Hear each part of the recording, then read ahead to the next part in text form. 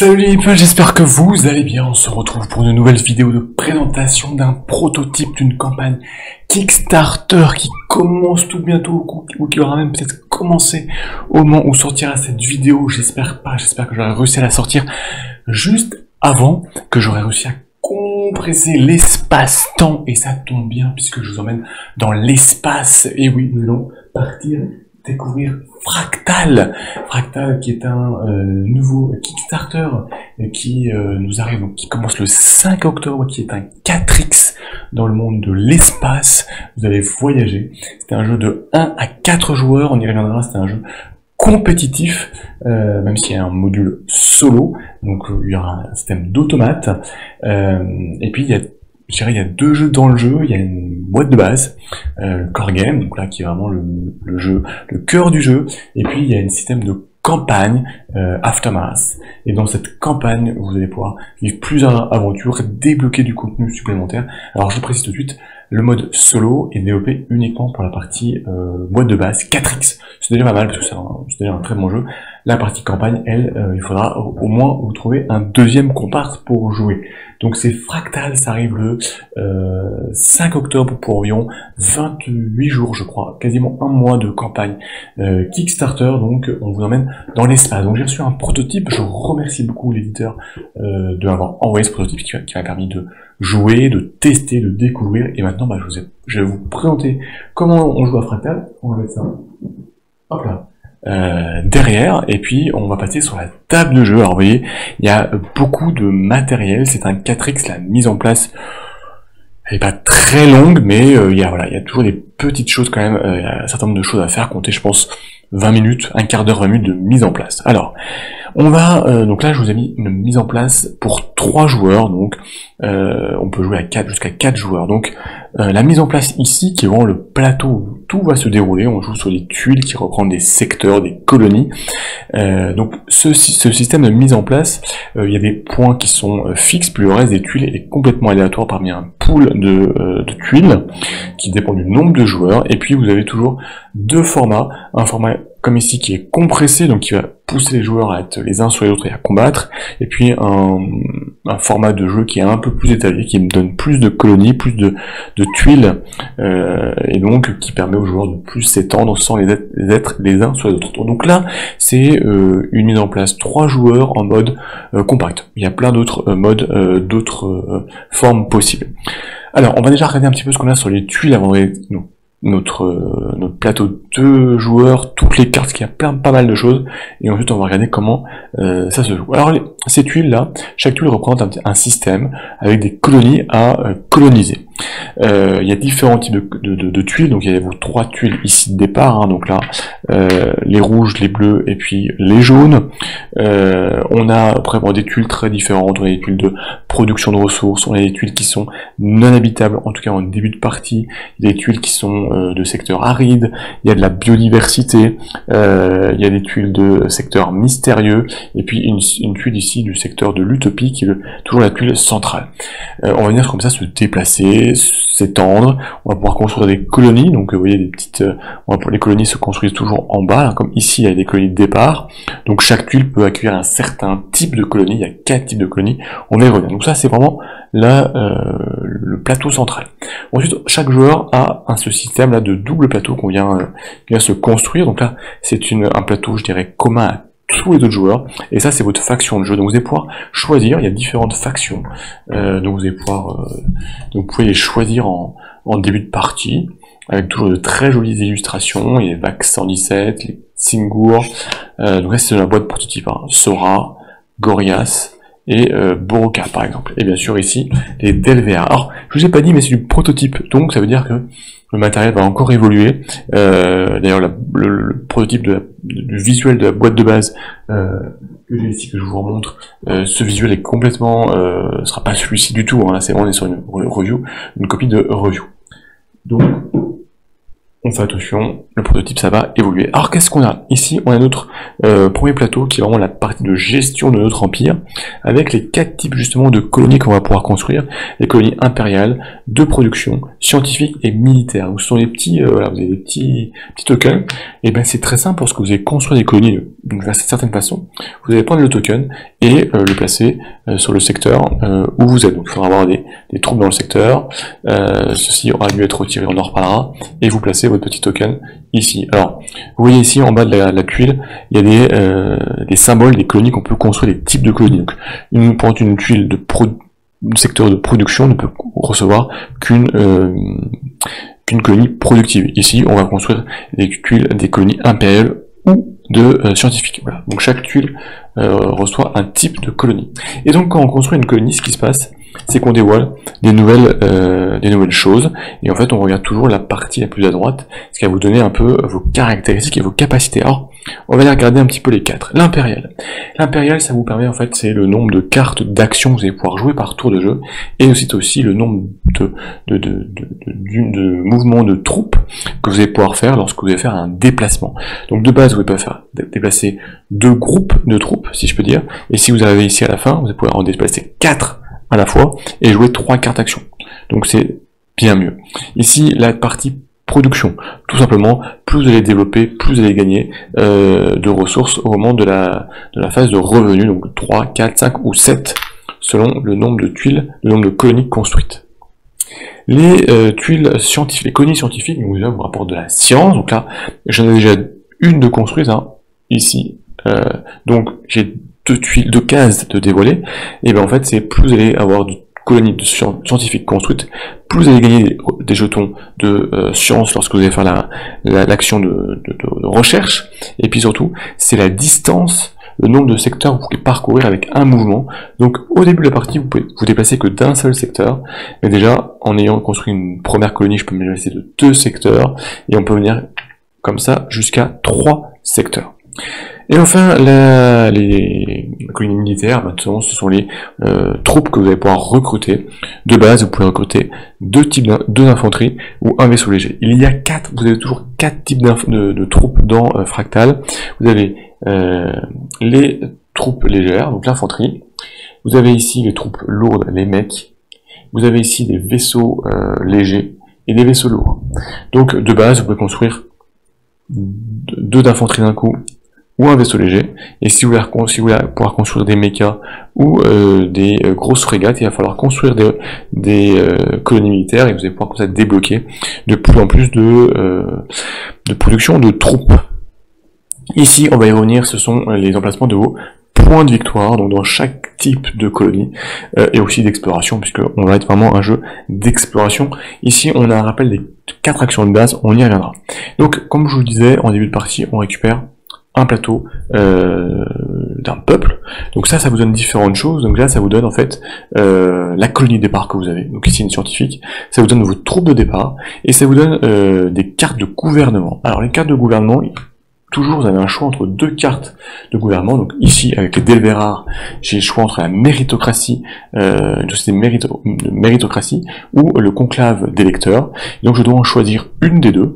J'en choisis une que je garde, l'autre va être défaussée. Donc il y a plein de cartes de gouvernement, hein, donc qui sont vraiment liées à chaque type de peuple, hein, donc qui offre une certaine rejouabilité, puisque ça va vous donner en fait un bonus particulier à la phase de revenu et une action qui va vraiment vous être propre. Ça, c'est la première chose. Ensuite, le plateau joueur, en plus, vous donne de toute façon 2 types de capacités que vous allez pouvoir avoir débloquées, qui sont soit actives, soit passives. Ensuite, on récupère 3 cartes, les cartes de mystère, donc ici, hein, dans ce tas-là, on les mélange, chaque joueur en récupère 3, en garde une et la met de côté, et on la jouera plus tard, vous allez voir à un moment donné dans la partie. Alors maintenant on va quasiment pouvoir se lancer dans la partie. Alors quand même quelques petits éléments qui restent pour bien comprendre tout ce que l'on a. Ici on a toutes les technologies militaires qui vont pouvoir être débloquées. Il y en a 5 types dans le prototype, chacune étant en double exemplaire, hein. Ce sont les mêmes qui sont superposés.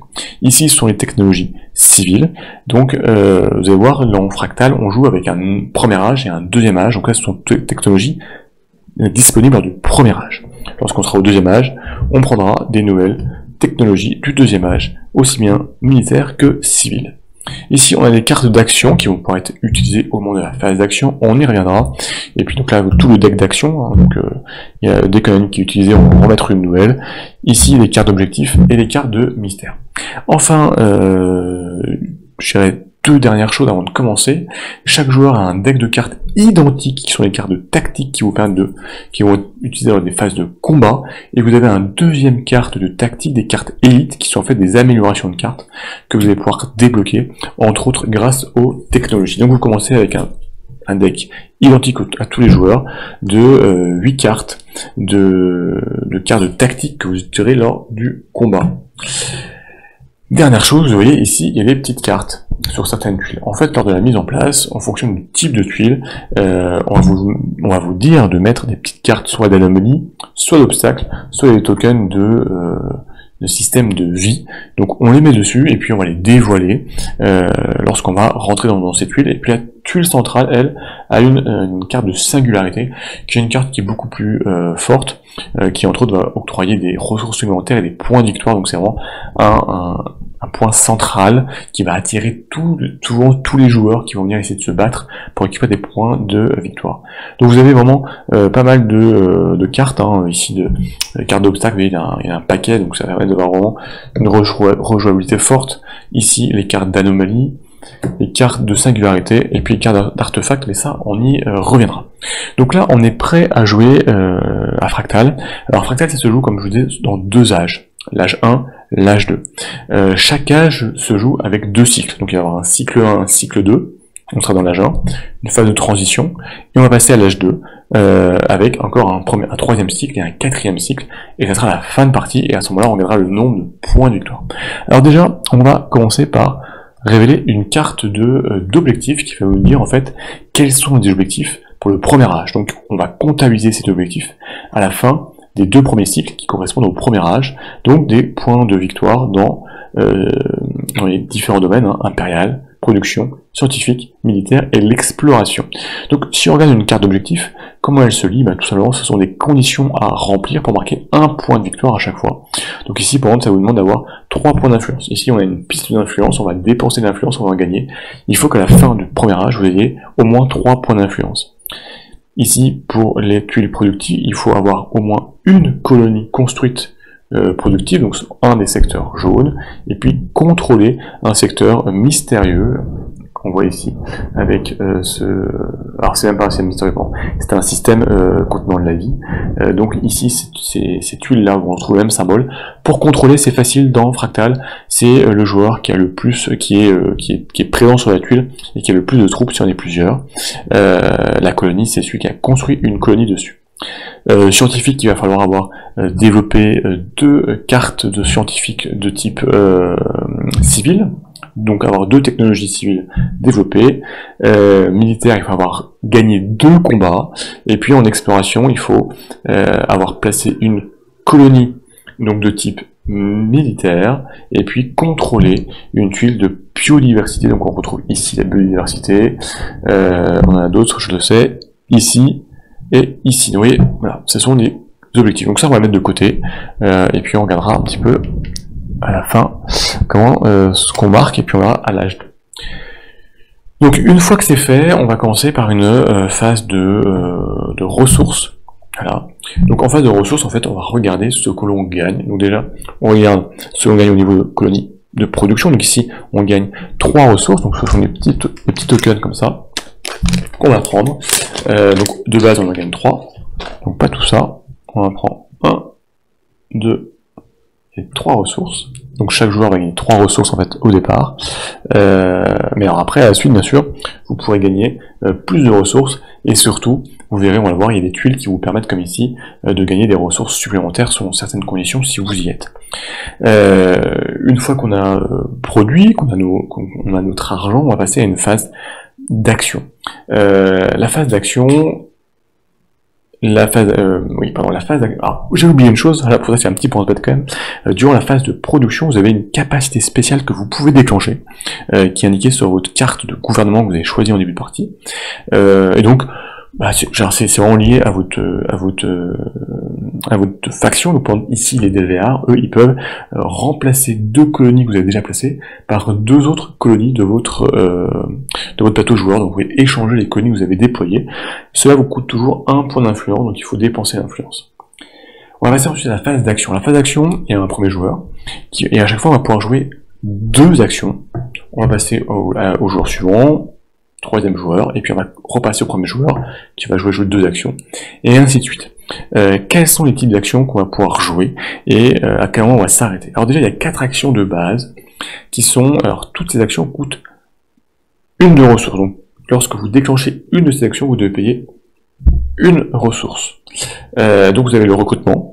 Donc tout simplement là vous regardez au niveau des planètes militaires dans cette ligne-là ce que vous pouvez produire, et vous produisez sur une planète où vous avez une colonie. Ça c'est le premièrement. Donc ici pour de base, le joueur bleu peut dire je fais un recrutement en recrutant pour 2 fantassins, ça me coûte 1 ressource et je les place ici sur une de mes colonies. C'est un choix. Le deuxième c'est la deuxième action qui coûte toujours 1 ressource, c'est le déplacement.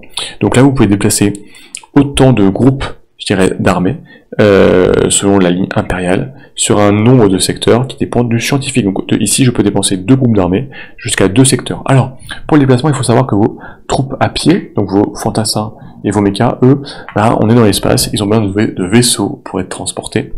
Donc ici, un petit vaisseau peut transporter 2 unités d'infanterie ou un mecha. Et les gros vaisseaux, eux, ils peuvent transporter 2 mechas ou 4 petits fantassins.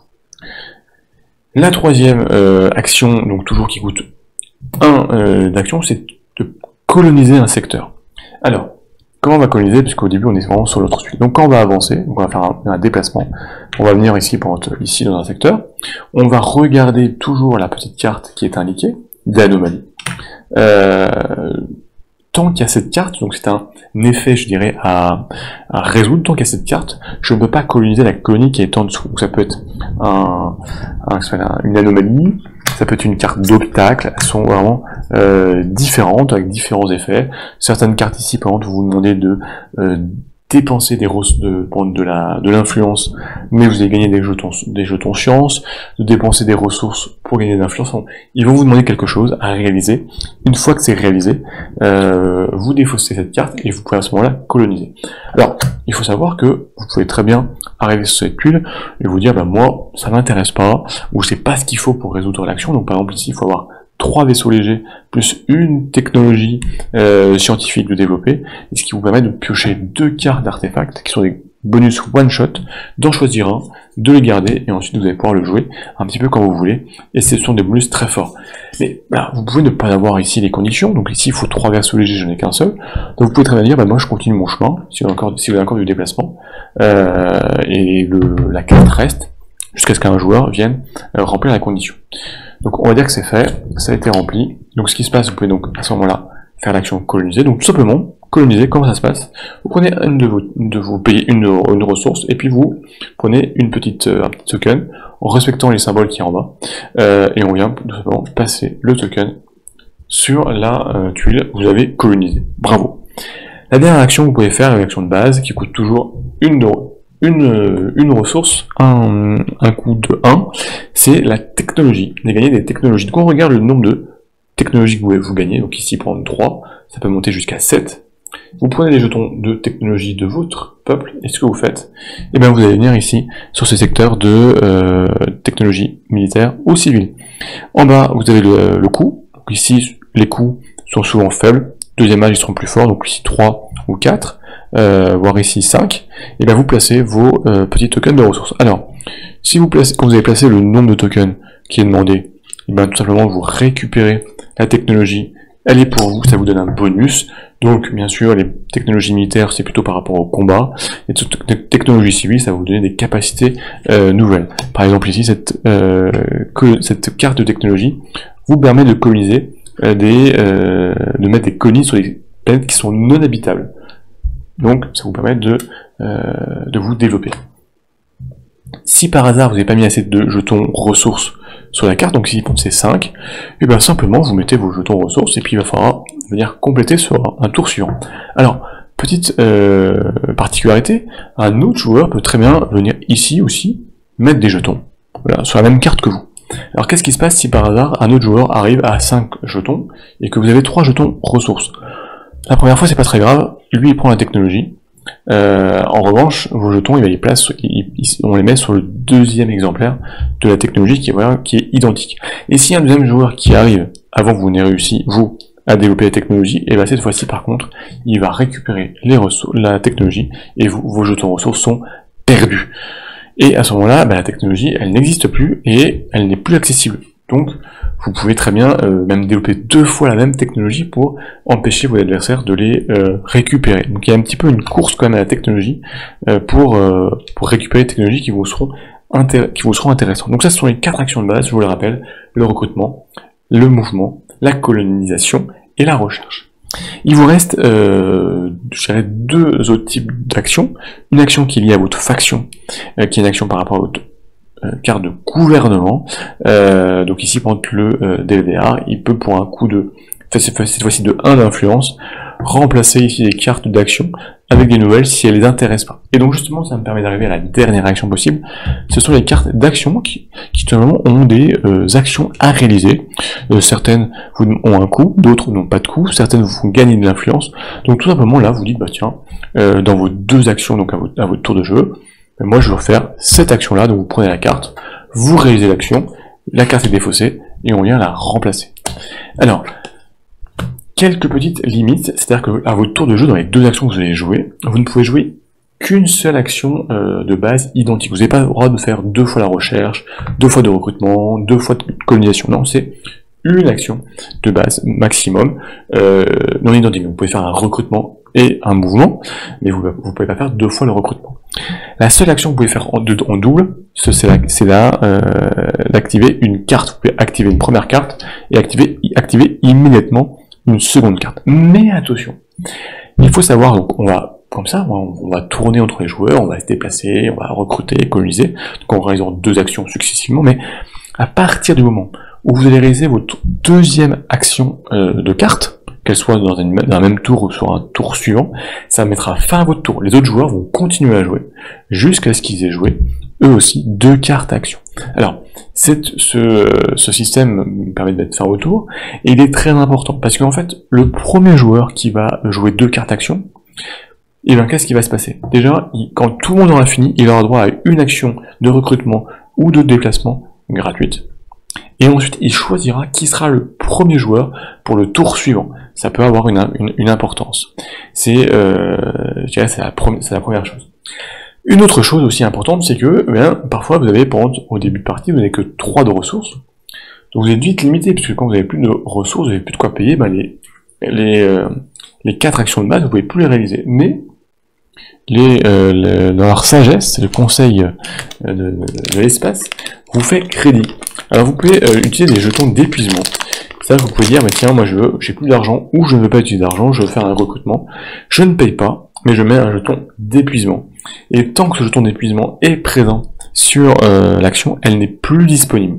Alors, vous pouvez en fin de tour vous retrouver avec plusieurs jetons d'épuisement. Alors attention, comment est-ce qu'on les retire? Donc déjà, à la phase de revenu, donc à la première phase, lorsqu'on gagne des ressources, on a le droit de retirer un jeton d'épuisement gratuit. Mais si vous en avez 2, il faut soit patienter, soit certaines cartes d'action vous permettent d'enlever des cartes, des jetons d'épuisement, certaines capacités de peuple vous permettent d'enlever des jetons d'épuisement, donc c'est à vous de gérer correctement, parce que sinon, là, l'action qui est recouverte par ce jeton d'épuisement n'est pas disponible pour le tour suivant, donc c'est pas mal, ils vous font crédit, mais tout crédit a un coût.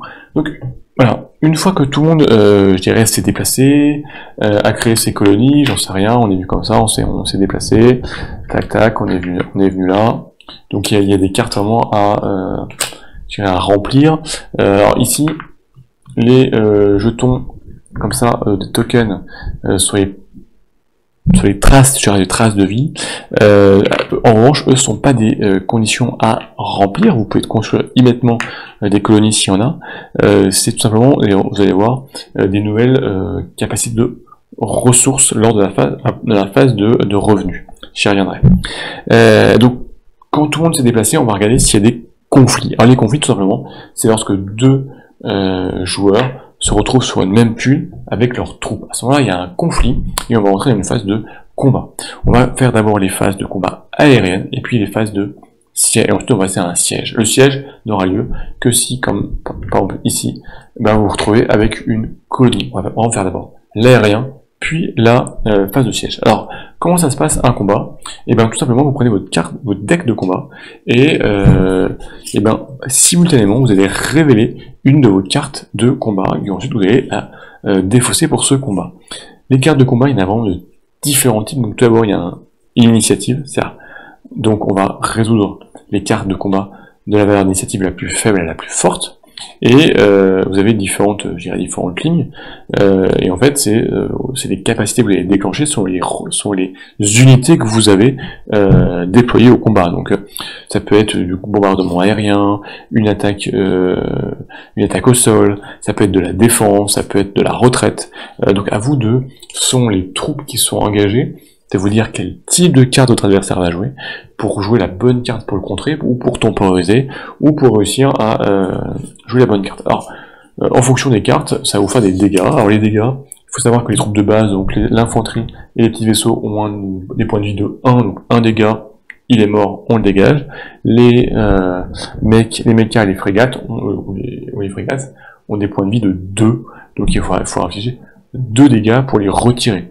Donc vous allez pouvoir afficher soit des dégâts directs, donc tuer les autres troupes, soit parfois ce sont des retraites que vous allez forcer aux autres joueurs, etc. Donc on va jouer chacun une carte, on va les résoudre dans l'ordre d'activation, hein. Et on va regarder s'il reste encore d'autres, s'il reste toujours des troupes, parce que quand on est comme ça, on va dire tiens, je simule complètement, donc je joue une carte. Mon adversaire va jouer lui aussi une carte de combat. On va regarder qui la résout en premier. On va résoudre une carte. Donc par exemple ici je tue, on va dire 2 troupes. Lui il me fait une retraite de une troupe. Et ben il reste encore des troupes. Donc qu'est-ce qui se passe?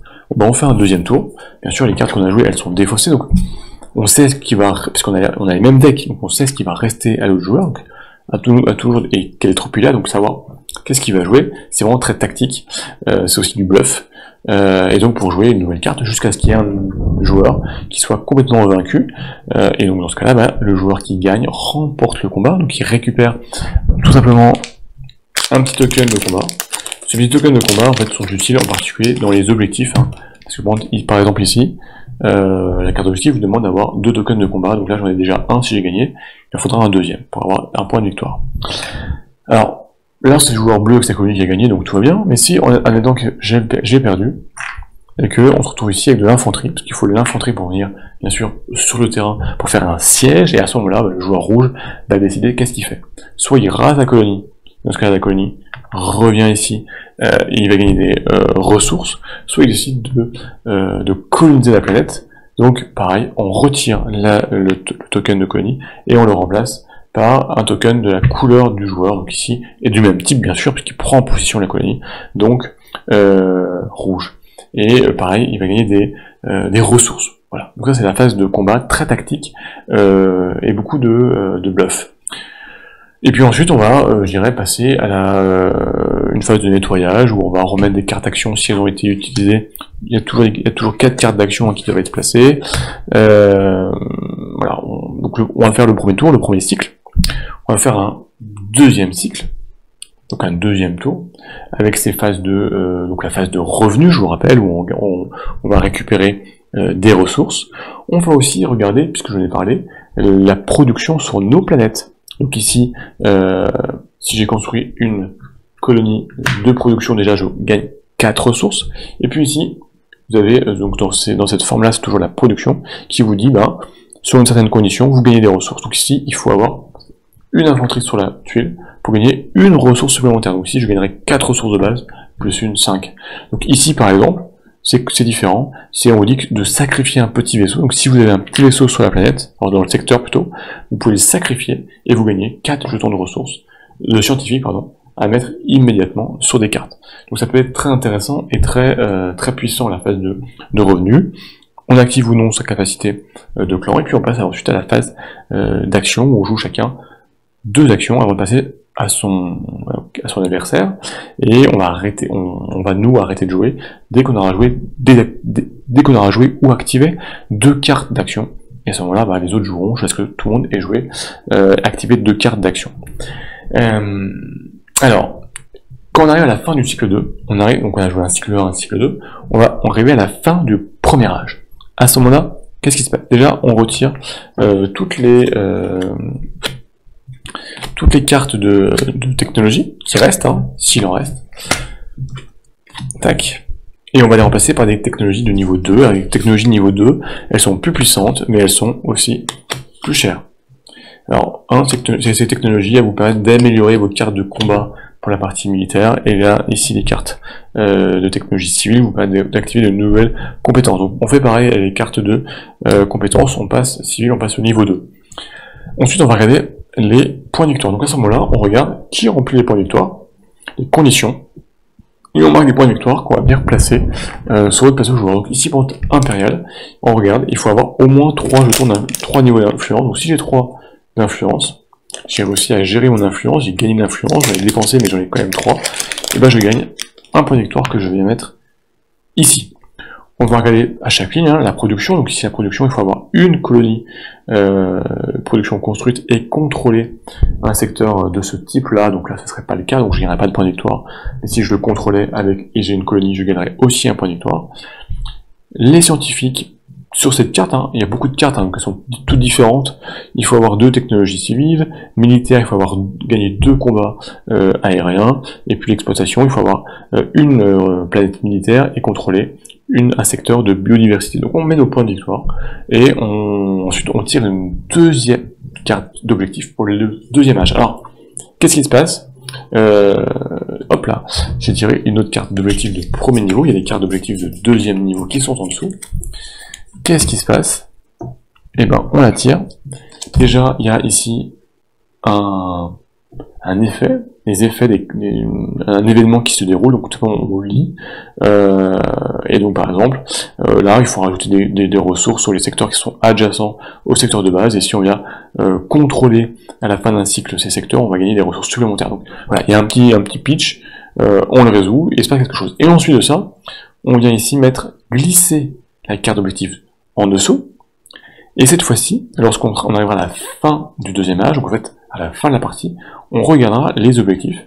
Cette fois-ci, chaque objectif, chaque ligne remportera 2 points de victoire, mais attention, c'est cumulatif, donc ici pour l'impérial, il faudra être à 5 d'influence pour gagner 2 points de victoire supplémentaires. Donc c'est pour ça que ici, grosso modo, vous pouvez gagner jusqu'à 3 points de victoire. Il y a certaines cartes qui vous permettent d'en gagner plus, mais 1 point au premier âge, 2 points au deuxième âge, donc 1 plus 2, 3 points de victoire, d'où les 3 points de victoire en face de chaque ligne. Donc ici, par exemple, il faudra avoir 2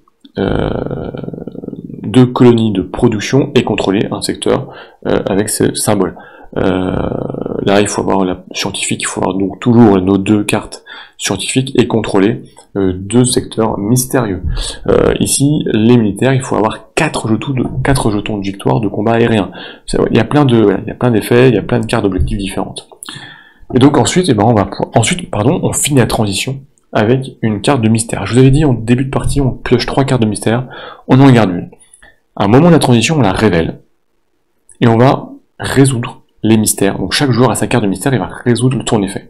Alors, pour cela, on va regarder les symboles de mystère qui sont ici, ou ici on va le retrouver ici sur votre plateau. On va compter le nombre que vous en avez. Donc ici, si vous avez débloqué, vous en avez 1. Ici, si vous contrôlez secteur, vous contrôlez un jeton mystère, bon, etc. On va regarder. Si vous en contrôlez 0, vous ne déclenchez rien. Si vous en contrôlez 1, vous déclenchez l'effet du haut, et si vous en déclenchez 2, vous allez tout déclencher. Et ce sont souvent des bonus qui vont vous donner. Par exemple, si vous avez un mystère, on vous dit de placer une planète, une colonie militaire sur un secteur contenant déjà une de vos colonies, donc en ignorant les restrictions.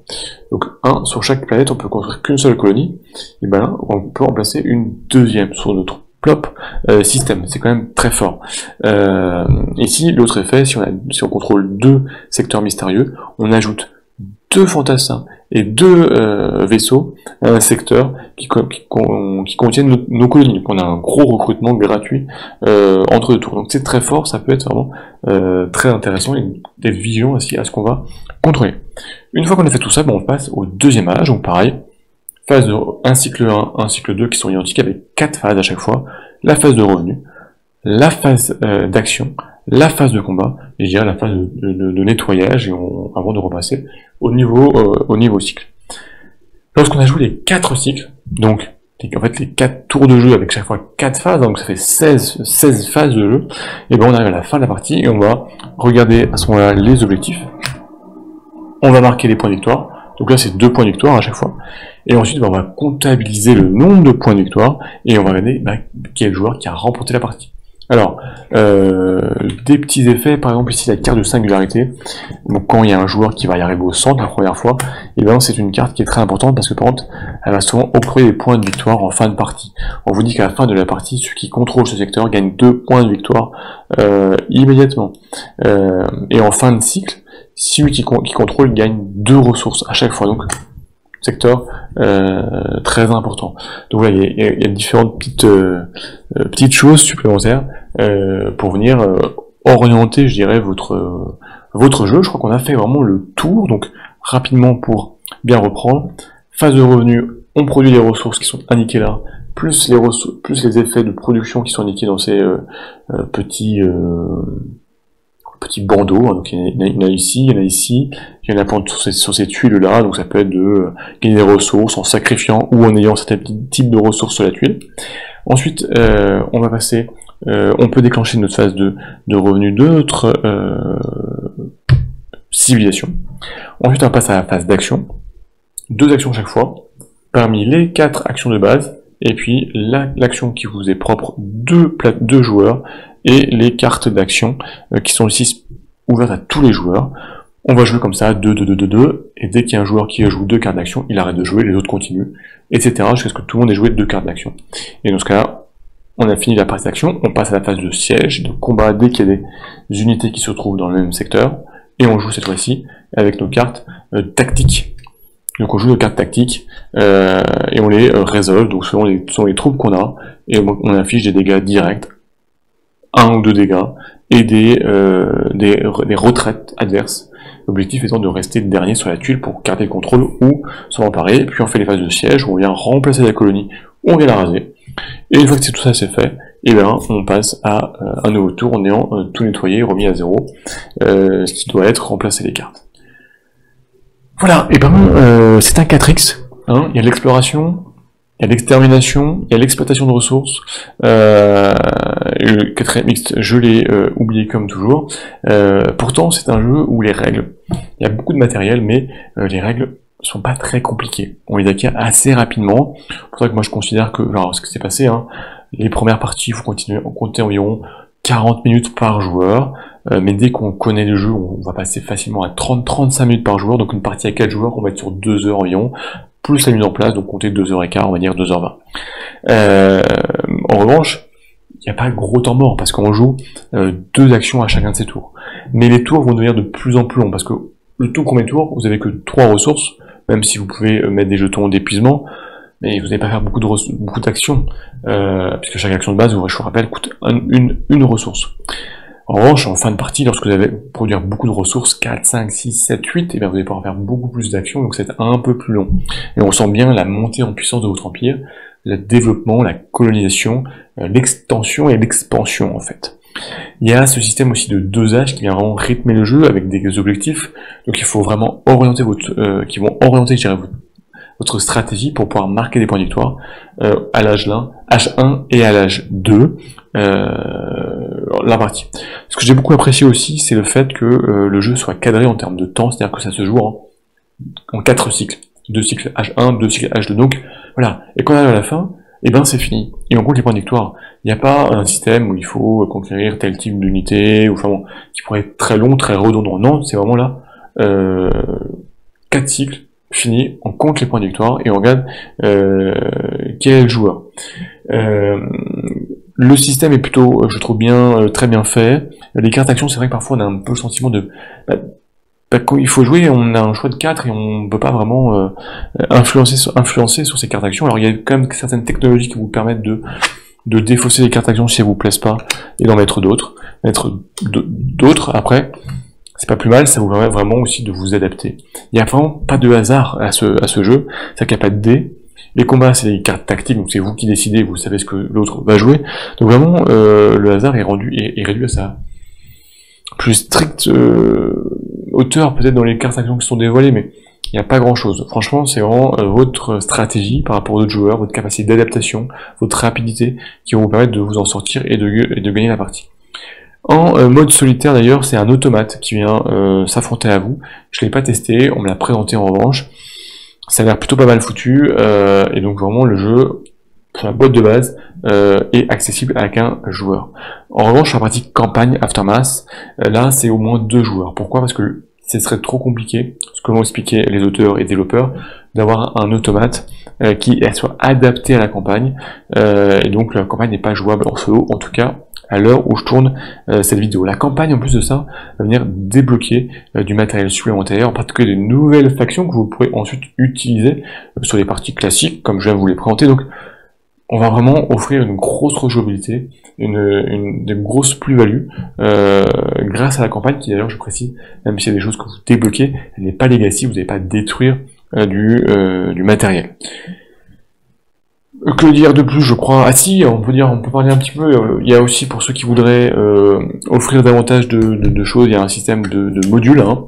Donc ça, c'est des modules que vous allez pouvoir ajouter ou pas. Donc il y a un module des traditions militaires, il y a un module de diplomatie d'émissaires. Donc pour que les émissaires vous permettent d'envoyer les émissaires dans les colonies, chez les colonies adverses. Si ça vous fait gagner des bonus, mais il va faire gagner aussi des bonus à votre adversaire. Donc à vous de vous adapter, et les traditions militaires vont influencer au niveau des combats et des troupes. Donc là, ce sont des modules qui permettent encore d'enrichir le jeu pour ceux qui le souhaiteraient. Je crois qu'on a fait vraiment le tour quand même. En tout cas, moi j'ai beaucoup apprécié. Parce que j'aime beaucoup les 4X, j'aime beaucoup aussi le fait de devoir se développer, de sentir son peuple qui devient de plus en plus fort, d'avoir de plus en plus de possibilités. J'apprécie beaucoup que le jeu soit cadré en termes de temps, c'est-à-dire voilà, c'est 4 tours, c'est fini, on a les points de victoire. Il y a très peu d'aléatoires, il n'y a pas de lancer de dés, vous pouvez dire ah bah tiens j'ai perdu mon combat à cause d'un lancer de dés. Non. Alors, tout est tactique, tout est auto-bluff. On a fait des parties avec des amis, on est vraiment sur le bluff, sur la carte tactique. Il sait que j'ai ça, donc je sais qu'il va jouer ça, mais étant donné qu'il sait que je sais, il va jouer autre chose. Voilà, on se tord le cerveau, et c'est très plaisant. Et puis donc le jeu tourne très bien, les règles. La première active, c'est un peu velu parce qu'il y a vraiment plein de petites choses, mais en fait quand on joue, c'est très fluide. Tout est assez clair, et donc tout est simple, après c'est votre tactique qui va être très fine et peut-être un peu plus compliqué, mais le jeu reste un jeu accessible, mais expert mais accessible, je dirais. Alors après au niveau de la suite prototype, mais déjà le matériel de toute beauté, moi je trouve ça c'est personnel, mais le design très beau. On a beaucoup de cartes, alors les cartes de technologie là on a que 5 exemplaires à chaque fois, mais il y en aura je pense d'autres lors de la campagne, donc tout ça va être ensuite enrichi lors de la campagne et lors de la production, donc moi j'ai pas d'inquiétude du tout sur le jeu. Voilà, donc franchement c'est Fractal, ça commence le 5 octobre pour 28 jours, c'est du 4X, c'est du dans l'espace, et beaucoup de choses à découvrir. En tout cas moi c'est un jeu qui m'a beaucoup plu, et c'est un jeu que je vais suivre de très près et auquel je vais m'intéresser durant la campagne. Donc n'hésitez pas, parce que je vous ai vraiment présenté quasiment toutes les règles, vraiment en tout cas tout le cœur du jeu, mais s'il y a des choses que vous n'avez pas compris, ou des petites points de détail, n'hésitez pas à poser la question, j'y répondrai avec plaisir, et si je ne trouve pas la réponse, j'irai voir l'auteur avec qui je suis en contact pour vous apporter la réponse, vous permettre vraiment de vous faire votre avis, savoir si ce jeu Fractal est fait pour vous, si vous avez envie de vous lancer dans l'aventure spatiale, si vous avez envie de partir à la conquête et de défier les lois de la physique et des courbures de l'espace-temps, aussi vous préférez de faire un petit jeu autre, ce qui est pas plus mal du moment que vous avez fait votre propre choix. Et ben en tout cas c'est toujours un très grand plaisir de vous retrouver, nous on se retrouve très très vite pour de nouvelles vidéos, d'ici là portez-vous bien, ciao les people.